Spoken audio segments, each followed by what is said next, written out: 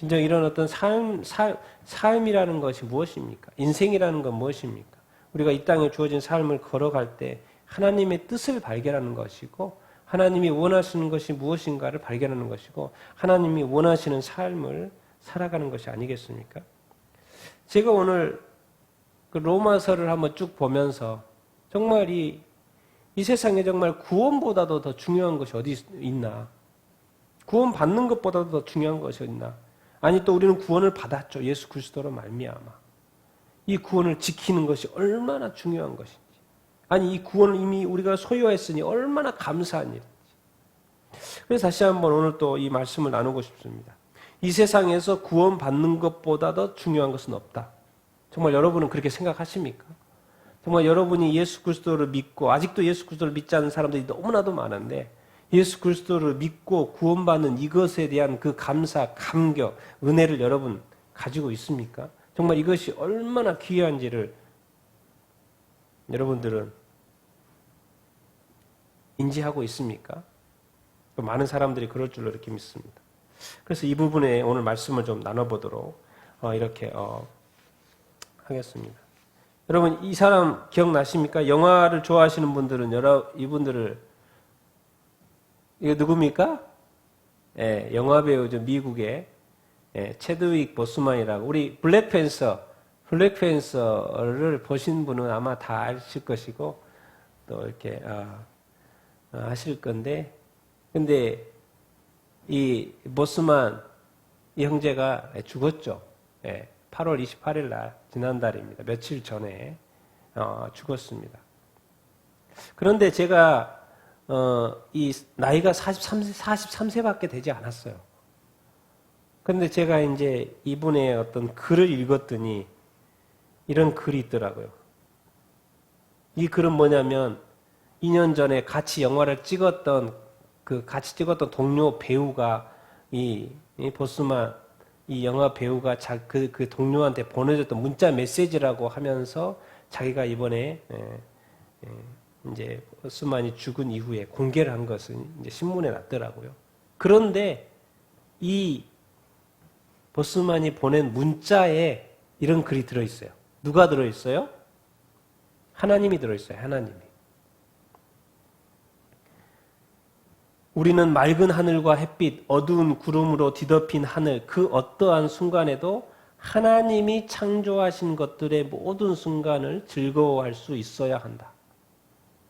이 순간 숨을 들이쉬고 내쉬라. 오늘의 독특한 아름다움과 경이로움에 대해 하나님께 감사하자. 영화를 찍고 또 그 당시에 이 영화를 찍을 때는 또 대장암에 걸려 있어서 또 수술도 하고 여러 가지 일이 있었나 보더라고요. 이런 상황 속에서도 영화도 찍으면서 자기 일에 충실하면서도 그가 기억했던 것은 친구한테 보낸 문자는 동료 배우에게 보낸 것은 하나님이었어요. 하나님. 그 문자에 그 삶에 역사하신 하나님. 그리고 하나님께 감사하자고 말을 하고 있습니다. 자, 여러분, 제가 왜 이 보스만에 대해서 언급합니까? 지금 보스만은 며칠 전에 죽어서 이 땅에 없습니다. 보스만은 이 땅에 없어요. 그런데 보스만은 하나님을 믿었어요. 그러면 지금 보스만은 지금 어디에 있습니까? 하나님이 계신 곳에 있겠죠. 여러분 이것을 말하고 싶은 겁니다. 제가. 보스만은 이 땅에서의 질병에 걸려서 이 땅에서 삶을 마쳤지만은 그는 하나님을 믿는 사람이었고 하나님을 또 동료에게 고백할 수 있는 사람이었고 그리고 이 보스만은 또 신앙생활을 했고 어렸을 때부터 보니까 스토리를 보니까 신앙생활을 했더라고요. 그 신앙생활을 이렇게 했고 이 땅의 삶을 마감한 후에 어디로 갔겠습니까? 당연히 하나님께로 갔다는 것이죠. 얼마나 감사합니까? 만약에 이 보스만을 이 땅에서는 보지 못하지만 우리가 천국에 가면 보스만을 볼 수 있을까 없을까요? 당연히 볼 수 있겠죠. 이 땅에서 볼 수 없는 것이 아쉽기는 하지만 그래서 이 하나님을 믿는 것이 얼마나 중요한 것인지를 다시 한번 우리가 깨달아야 한다는 것입니다. 여러분, 또 하나의 기사가 이제 중국에서 우리 어떤 기독교 어머니가 홈스쿨링을 했어요. 기독교인 어머니다 보니까 자녀를 기독교적인 교육을 시켜가지고 학교를 보내지 않고 자기 자신이 교육을 시켰던 거예요. 중국의 한 자치구에서. 그랬는데 그것을 가만히 두지 않고 중국 당국이 고발을 한 거예요.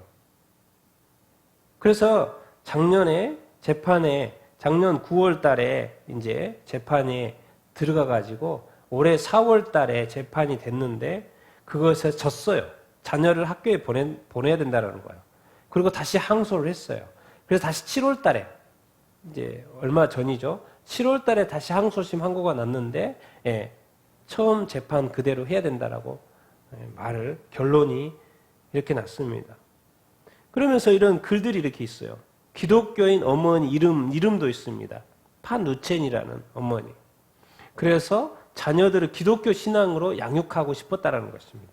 그래서 몇 년 전부터 홈스쿨링을 했다는 거예요. 그런데 중국 당국이 그녀를 상대로 소송을 걸었다라는 것입니다. 그래서 이제 그녀가 하는 말이에요. 중국에서는 부모든지 교사든지 18세 아이들에게 종교를 가르치는 것이 불법이랍니다.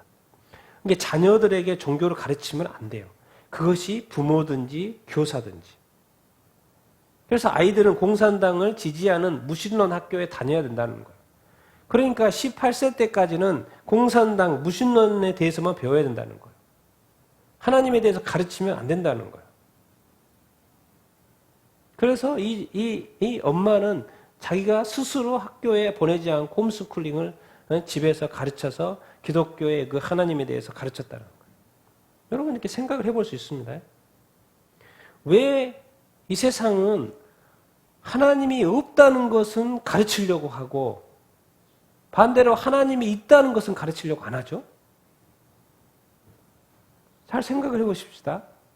왜 하나님이 없다고 가르치는 것은 되고 또 반대로 왜 하나님이 있다고 가르치는 것은 안 되는 거예요? 왜 없다고 가르치는 것도 강요고 있다고 가르치려고 하는 것도 방해하고 하나님이 없다고 가르쳐야 되는 것은 도대체 누구를 위한 거예요? 이 엄마나 부모를 자녀를 위한 게 아니죠. 누구를 위한 거예요? 공산당 당국자들을 위한 거겠죠. 그러면 하나님이 있다고 가르치는 것은 누구를 위한 거예요? 이거는 엄마와 자기 자녀들을 위한 것이죠. 이득이 틀리죠. 유익이 틀리죠. 개인의 자유가, 신앙의 자유가 없는 것이죠. 누구의 유익을 위해서? 자기 자신과 자녀들의 유익을 위해서가 아니고 당국자들의 유익을 위해서.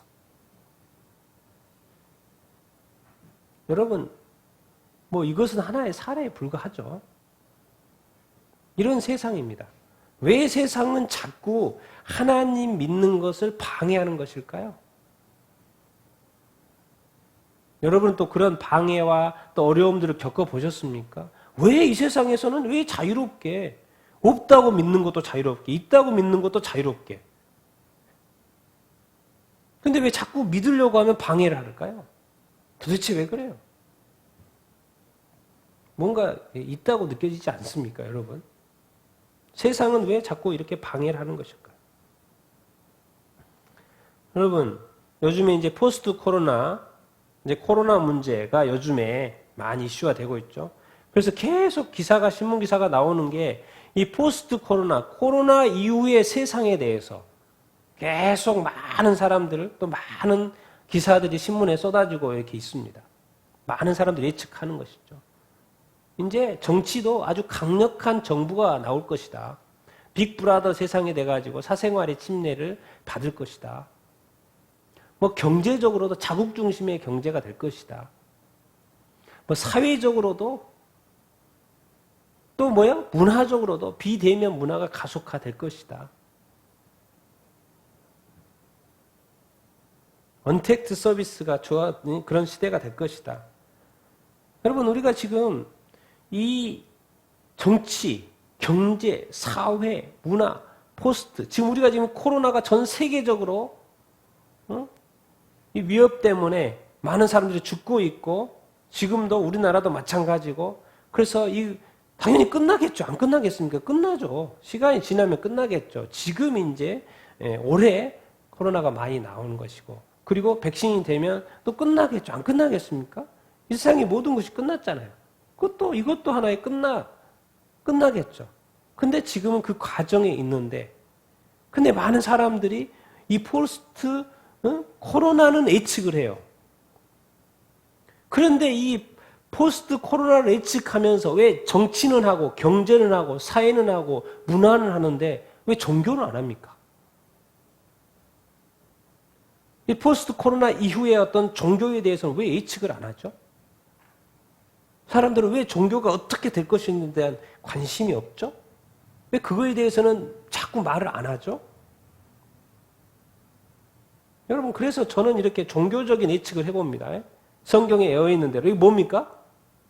성경에 보면 종교적인 예측입니다. 코로나 이후에 이 종말의 때, 이 마지막 때 분명히 성경은 예언하고 있어요. 예수님이 재림하실 거라고. 그리고 성경의 맨 끝에 무슨 심판이 있을 거라고요? 백보자 심판이 있을 거라고. 여러분, 이 단어 기억하십시오. 왜? 백보자 심판은 반드시 있을 것이고 예수님의 재림은 반드시 있을 것입니다. 이 세상에 살았던 사람이라면 이것을 경험하게 될 것입니다. 이게 바로 종교적인 예측이죠. 코로나 이후에 어떻게 될 것인가? 예수님이 재림하신다는 것. 그리고 이후에 또 백보자 심판, 사람들에 대한 심판이 있을 거라는 것. 그리고 이것은 한 사람도 피할 수 없을 거라는 것. 이 종교적인 예측입니다. 왜 우리가 정치, 경제, 사회, 문화만 예측합니까? 이 종교적인 영역도 우리가 예측을 해야지 당연하죠. 그래서 우리가 다시 한번 기억해야 될 것은 예수님이 다시 오신다는 것, 그리고 백보자 심판이 있다는 것. 여러분, 기억을 해야 됩니다. 반드시 있을 것입니다. 코로나의 예측을 통해서 그 분야들이 그렇게 될 거라고 예측하는 것처럼 성경은 정확하게 하나님 말씀으로 예측이 아니라 실제로 될 일을 말씀하고 있죠. 정말 예수님 이야기하는데요. 예수님이 실제로 말씀하셨어요. 같이 한번 읽어볼까요? 요한계시록 맨 마지막입니다. 성경의 맨 마지막이에요. 예수님이 직접 하신 말씀이에요. 이것은 예수님이 직접 하신 말씀. 2000년 전에 오셔가지고 사복음서에 직접 하신 말씀 있잖아요. 그런데 요한계시록에 예수님이 직접 하신 말씀 맨 마지막에. 성경에 보면 빨간색으로 다 돼 있습니다. 같이 한번 읽어보겠습니다. 시작. 보라, 내가 속히 오리니 내가 줄 상이 내게 있어 각 사람에게 그가 행한 대로 갚아주리라. 나는 알파와 오메가요 처음과 마지막이요 시작과 마침이라. 자기 두루마기를 빠는 자들은 복이 있나니 이는 그들이 생명나무에 나아가며 문들을 통하여 성에 들어갈 권세를 받으려 함이로다. 개들과 점술가들과 음행하는 자들과 살인자들과 우상숭배자들과 및 거짓말을 좋아하며 지어내는 자는 다 성 밖에 있으리라. 여러분, 기억해야 됩니다. 예수님이 2000년 전에 초림하셔서 오신 그 예수님, 그 동일한 그 예수님이 요한을 통해서 하신 말씀이에요. 그리고 요한계시록에 기록된 말씀, 예수님이 직접 하신 말씀이에요. 내가 속히 오리라. 내가 다시 속히 오리라. 예수님 다시 오신다고 말씀을 하고 계십니다. 여러분, 근데 오면은 각 사람이 행한 대로 갚아주겠다라는 거예요. 왜 예수님은 나는 알파와 오메가요 처음과 마지막의 시작의 마침이라는 거예요. 예수님이 뭐합니까? 창조주죠. 왜 마침이 됩니까? 예수님이 심판자죠. 이 세상에 창조를 하셨고요. 이제 이 세상에 삶을 허락한 이 삶에 대해서 마지막에 심판하실 분도 예수 그리스도라는 거예요. 이제 2000년 전에 예수님이 초림을 하셨고요. 이제 또 예수님이 재림하시겠다고, 내가 속히 오겠다고 말씀하세요. 그러면서 두 가지 종류의 사람을 말을 합니다. 자기 두루마기를 빠는 자들은 복이 있다라는 거예요. 내용이 뭐예요? 복이 도대체 뭐예요? 생명나무에 나아가면, 생명나무는 어디가 있습니까? 천국에 있죠. 그리고 문들을 통과해 어디에 들어갈 권세? 성에 들어갈 권세. 성은 새 예루살렘 성이겠죠. 성의 안으로 들어갈 권세가 자기 두루마기를 빠는 자들. 예수 그리스도를 믿고 예수 그리스도의 십자가의 보혈로 말미암아 깨끗하게 입은 그 새 옷을 입고 흰 옷을 입고 들어갈 수 있는 그 곳, 거기에 가면 생명나무가 있고 그토록 우리가 원하는 영생나무, 생명나무는 영생나무죠. 생명을 얻을 수 있는, 영생을 얻을 수 있는 그 거룩한 성에 들어갈 수 있는 권세를 받을 사람이 있고, 또 한 부류는 뭡니까? 성 안으로 들어갈 권세를 받는 사람이 있고 성 밖에 머물 사람이 있다는 거죠. 여러분, 성 밖에 머문다는 건 뭔 말입니까? 지옥이죠, 지옥.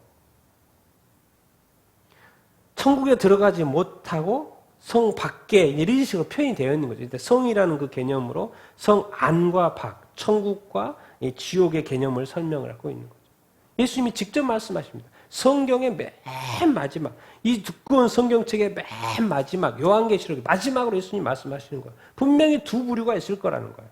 성 안에 들어갈 사람이 있고 성 밖에 있을 사람이 있고 천국에 들어갈 사람이 있고 지옥에 갈 사람이 있다는 거예요. 그러면서 다시 한번 예수님이 말씀하십니다. 개들과 점술가들과 점치는 거 점보러 가지 마십시오.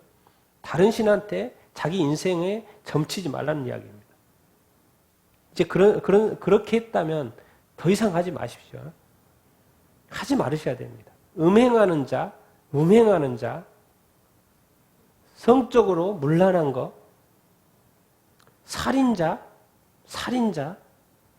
여러분 살인자, 우상숭배하는 자, 거짓말을 좋아하며 지어내고 만들어내는 자, 거짓말하면 안 됩니다. 네, 거짓의 아비가 누굽니까? 네, 사탄입니다. 사탄이 좋아하고 사탄이 할 일을 자기가 하는 거예요. 사람이 하는 거예요. 이게 그리스도인이든 그리스도인이 아니든 신자든 불신자든 간에 거짓말하는 것은 사탄처럼 행동하는 것입니다. 사탄이 하는 것처럼 하는 거예요. 그게 바로 이 점보는 거, 음행하는 거, 살인하는 거, 우상숭배하는 거. 이런 것을 할 때 뭐야? 그래서 회개하라는 거예요. 혹시 그렇게 하고 있다면 빨리 회개하라는 거예요. 그런데 주님 말씀하세요. 주님이 오셨을 때 각 사람들이 행한 대로 갚아줄 것인데 그 행함이 밑에 있는 사람이다. 이런 사람이다. 그러면 어디에 있을 거라고요? 성 밖에 있을 거라고. 예수님이 직접 말씀하셨습니다. 그럼 그대로 된다는 이야기죠. 여러분, 예수님이 속히 오시는데 오셔서 두 부류로 나누겠다라는 거예요. 여러분, 그럼 백보자 심판은 언제 있어요? 진짜 있어요? 정말 있습니다. 나는 여러분들이 이 말씀 속에서 여러분은 다 새 예루살렘 성에 다 그 거룩한 성에 들어갈 수 있는 여러분들이 다 될 수 있게 되길 바랍니다. 성 밖에 머물고 지옥에서 영원히 고통받는 그런 어떤 삶을 살지 않게 되기를 간절히 소망합니다. 여러분, 코로나를 통해서 많은 사람들이 두려워하고 걱정하고 염려하고 또 많은 사람들이 죽어가고 있지 않습니까? 여러분, 코로나를 두려워하는 것이 아니라 정말 하나님을 두려워하십시오. 또 우리가 많은 사람들이 죽습니다. 죽음 이후의 세계, 정말 보스만처럼 영화 배우처럼 43년이라는 짧은 생애를 살고 갔지만 하나님을 믿었기 때문에 하나님이 나라, 천국에 갈 수 있었던 것처럼 하나님을 믿고 하나님의 나라에 갈 수 있게 되기를, 예수님을 믿고 하나님의 나라에 갈 수 있는 여러분들이 다 될 수 있게 되기를 예수님의 이름으로 축원드립니다. 아멘. 여러분, 백보자 심판 하는데 여러분이 천년왕국 요한계시록 맨 밑에 보면 천년왕국 그런 이야기가 이렇게 많이 이렇게 있지 않습니까? 그래서 이제 이거는 이제 세대주의적 전천년설이고요. 이 주장은 천년왕국과 관련해서는 많은 주장이 있습니다. 이렇게 무천년설도 있고요. 천년이라는 기간이 따로 없다는 기간도 있고, 또 후천년설도 있고요. 또 역사적인 전천년설도 있고, 그런데 지금 제가 가져온 것은 세대주의적인 전천년설입니다. 지금은 교회 시대죠. 그리고 7년 환란이 있다고 해요. 3년 반으로 나눠져 있고, 그리고 3년 반에는 또 많은 유대인들이 돌아올 거라고 말을 하고 있고 또 후 3년 반에는 적그리스도가 통치하라고 우리가 적그리스도 하는 것처럼 적그리스도가 통치한다고 하고 그리고 아마겟돈 전쟁이 있고 천년왕국 끝에는 곡과 마곡이 전쟁이 있다라고 이렇게 이야기를 이렇게 합니다. 그런데 이제 여기서 이제 핵심은 뭐냐면 예수님의 재림이 언제라는 거죠. 예수님의 재림. 우리가 앞에서 예수님이 종교적으로 대언했지 않습니까? 예? 예수님이 재림하신다고?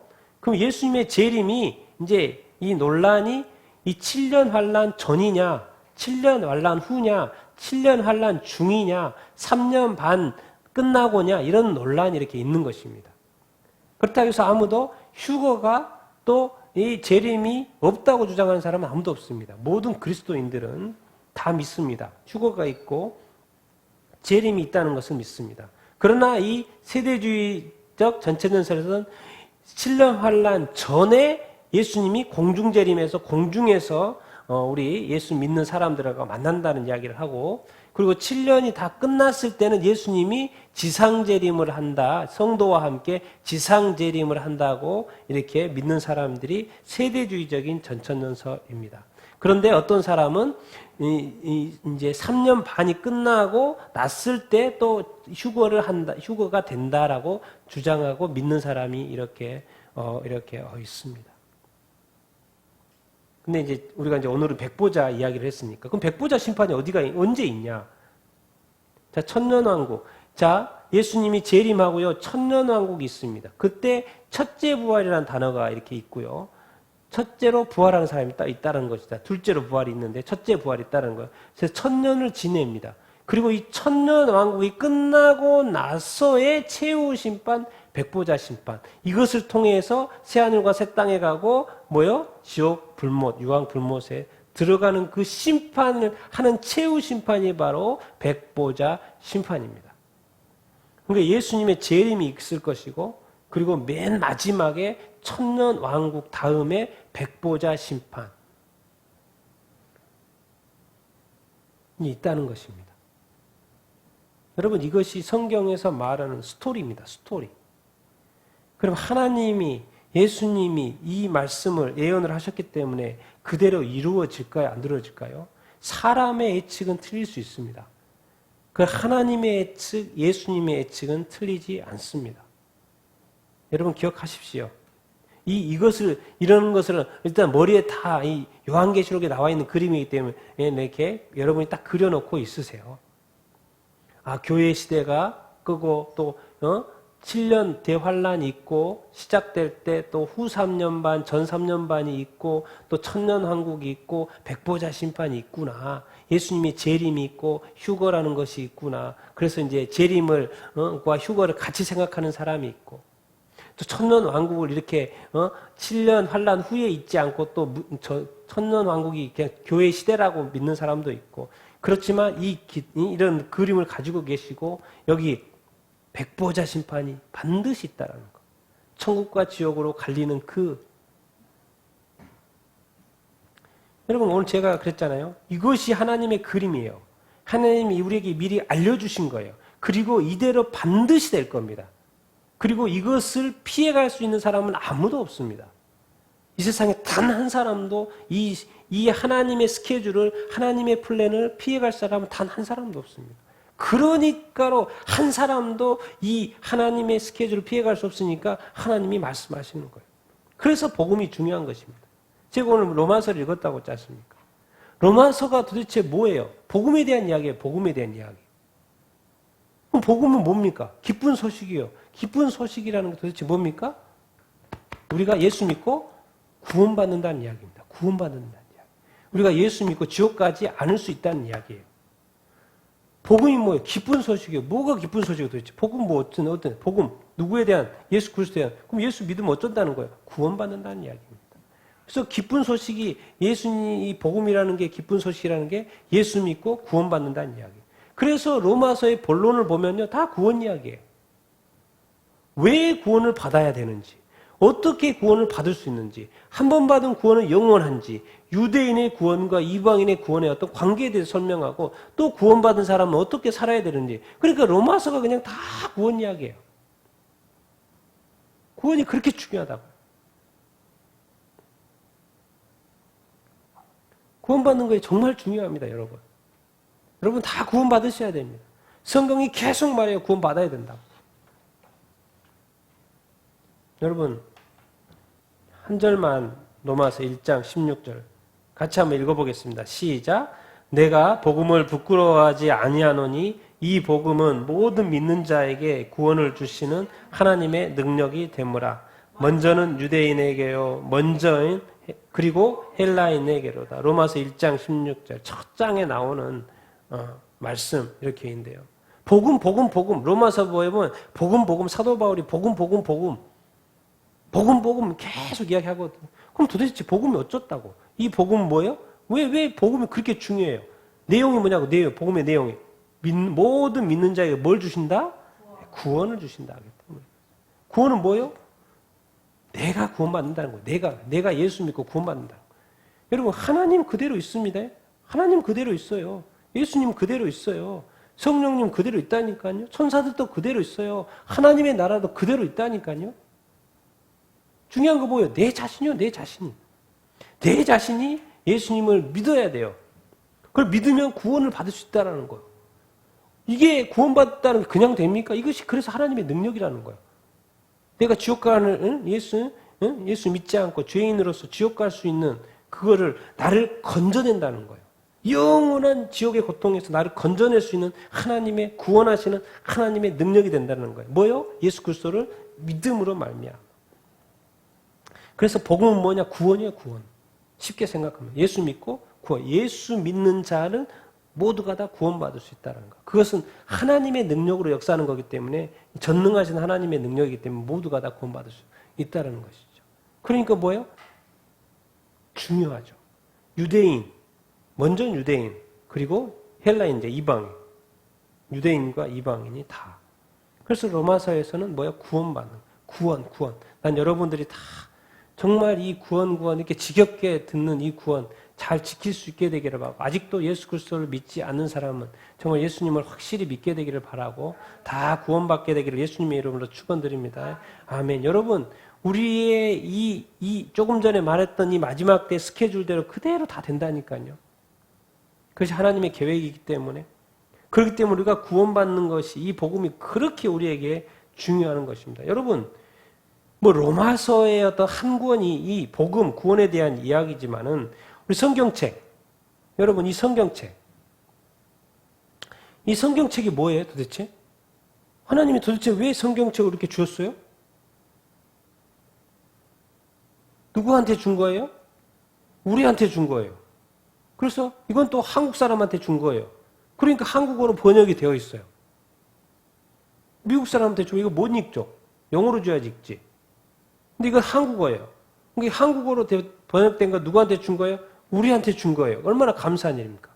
성경책이 한국어로 된 성경책 읽어봤더니 예수 그리스도가 나오고 믿으면 구원받는다는 얘기 나와요. 도대체 이 성경책이 뭐예요? 이거죠. 구원입니다. 구원. 딴 게 없어요. 그래서 이렇게 제가 정리를 해봅니다. 성경책은 뭐예요? 하나님께서 아들 예수를 이 땅에 보내 타락한 인간을 뭐 하신 책이에요? 구원하신 책이에요. 구원하신 책. 도대체 하나님께서 왜 이 성경책을 주셨어요? 성경책을 읽고 구원받으라는 거예요. 지옥까지 말하는 거예요. 그래서 성경은 사도행전 16장 31절에 뭐라 그래요? 주 예수를 믿으라. 그리하면 너와 내 집이 뭘 받을 것이다? 구원을 받을 것이다. 계속해서 성경은 말합니다. 구원받아라. 근데 구원받은 방법은 어떻게 해요? 예수 그리스도를 믿으라는 것이죠. 예수 그리스도를 믿으면 너와 너의 집안 모든 식구들이 다 구원받을 수 있다는 거예요. 그러면 예수 그리스도를 믿지 않으면 어떻게 된다는 거예요? 망한다는 거죠. 망한다는 거예요.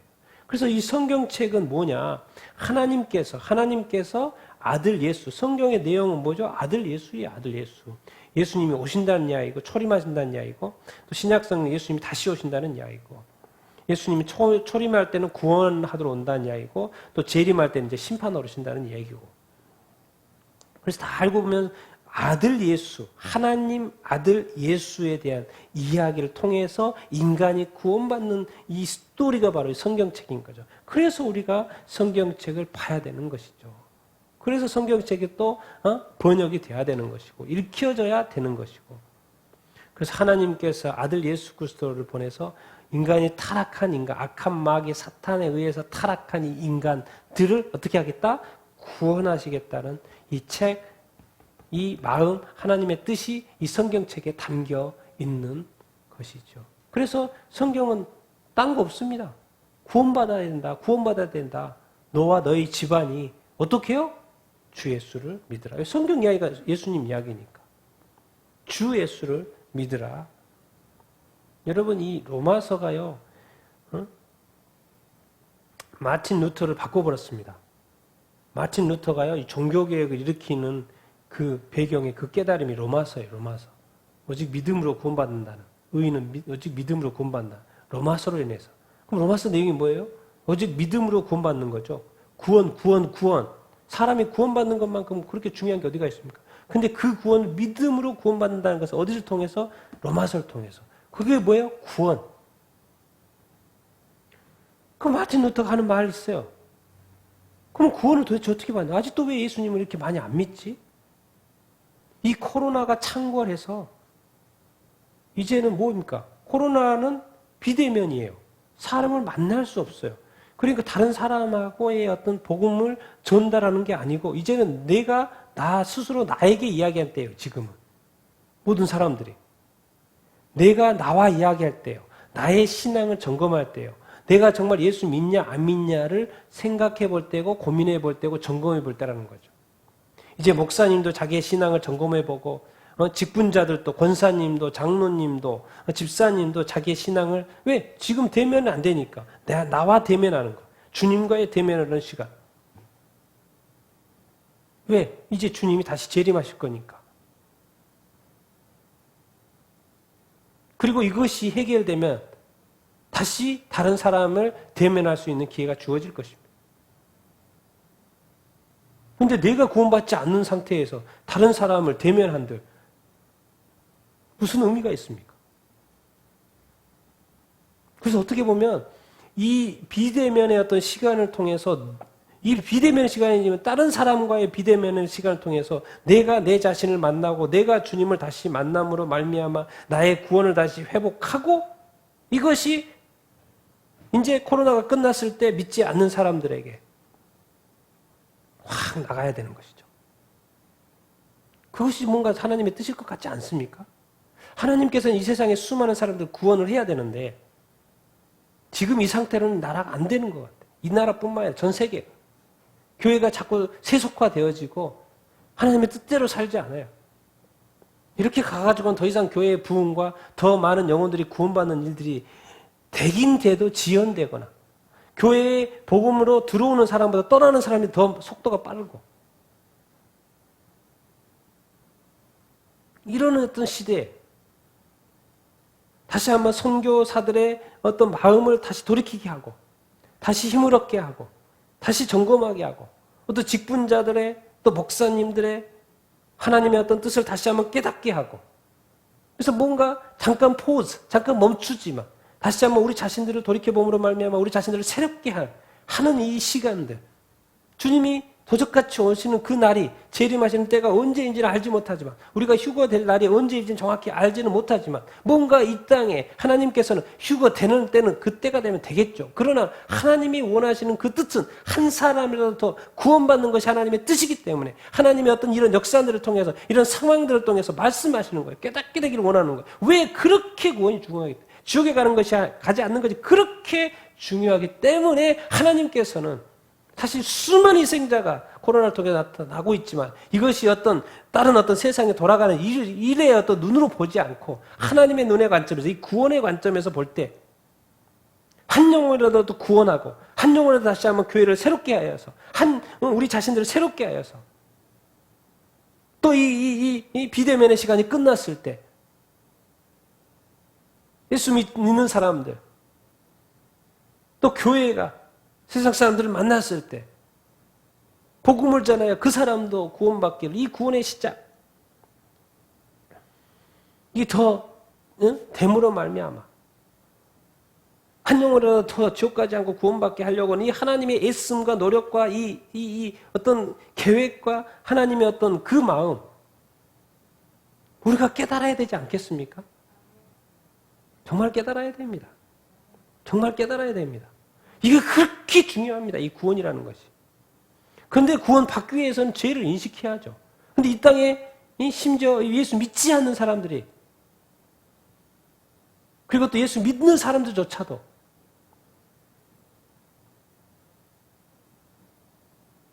이 교회가 같은 예수님을 믿으면서도 이렇게 교회 내에 싸움이 있다는 것 말이 됩니까? 안 됩니다. 안 돼요. 그래서는 안 됩니다. 만약에 주님이 앞에 계시면 주님이 그 교회에 임하셔서 주님이 자정하고 계시면 그 앞에서 여러분 싸울 겁니까? 그 주님의 앞에 앉아 계신 그 주님 앞에서 의견이 달라질 수 있습니까? 우리는 지금 주님 앞에서 행하지 않을 일들을 지금 우리가 하고 있어요. 이런 것들을 회개하라는 것입니다. 우리는 뭔가 지금 우리 생각대로 살고 있고 우리 생각대로 신앙생활하고 정말 어느 순간 우리 종교인이 되어버렸어. 그 신앙을 좀 회복하라는 것입니다. 그 온전한 신앙을 회복하라는 거예요. 이것이 지금 기회입니다. 내가 구원받을 줄 알았는데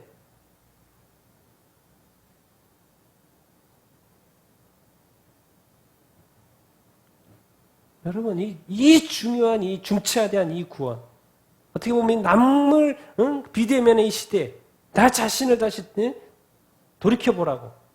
여러분 이 코로나가 끝났는데도 성경 보기 싫죠? 싫어요? 기도하는 거 싫어요? 복음 전하는 거 싫어요? 성교에 관심 없어요? 도대체 도대체 뭐 어쩌라는 거예요? 정말 우리가 하나님의 마음, 주님의 마음, 이 땅에 이 마지막 때, 주님이 다시 올 때 가까워진 이때, 주님이 무엇을 하기를 원하시는지, 우리 각자를 통해서, 우리는 깨달아야 됩니다. 정말 우리의 마음으로 충만한 것이 아니라 주님의 마음으로, 주님의 뜻으로, 하나님의 뜻으로, 이 시대를 향한 하나님의 뜻으로 충만해지는 여러분들이 다 될 수 있게 되기를 예수님의 이름으로 축원드립니다. 정말 이 세상에 구원보다 더 중요한 것은 없습니다. 여러분 예수 지금 믿는 분들은 다 예수님을 끝까지 이 구원을 예수 믿고 끝까지 지키는 여러분들이 다 되기를 바랍니다. 그리고 또 7년 대환란 시대는 그 믿음을 시험하는 때입니다.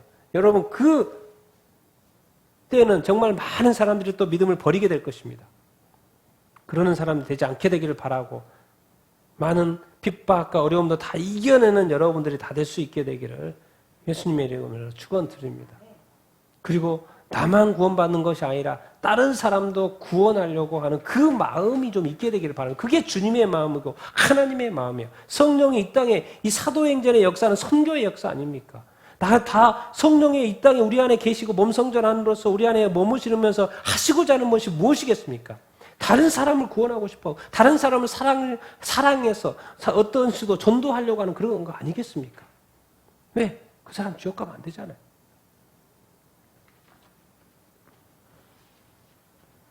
여러분 뭔가 하나님께서 구원을 다시 시작하려고 하시는 것 같아요. 뭔가 다시 교육을 부흥시키고 싶어서 하는 것 같아요. 이 시간을 통해서 이 비대면의 시간을 통해서 같이 한번 오늘 말씀을 생각하면서 이렇게 기도했으면 좋겠습니다. 다시 한번 이 구원의 은혜에 정말 감사하는 여러분들이 됐으면 좋겠습니다. 정말 중요한 구원입니다. 예수 그리스도께서 하늘 영광 버리고 이 땅에 오실 수밖에 없었고 십자가를 질 수밖에 없어서 그렇게 해서 만들어낸 구원입니다. 우리가 어떻게 노력해가지고 선행 쌓아가지고 갈 수 있는 구원받을 수 있는 그런 게 아닙니다. 이 귀한 구원, 이루신 그 구원, 우리가 예수 믿고 구원받을 수 있는 이 예수 믿고 이게 교회에 나가고 찬양한다는 것 자체 하나님을 찬양하는 얼마나 놀라운 일인지. 이 세상의 대부분이 아직도 하나님을 믿지 않는데 예수님을 믿지 않는데 이렇게 아직 벌써 내가 믿고 있으니 우리 같이 한번 기도할게요. 하나님 감사합니다.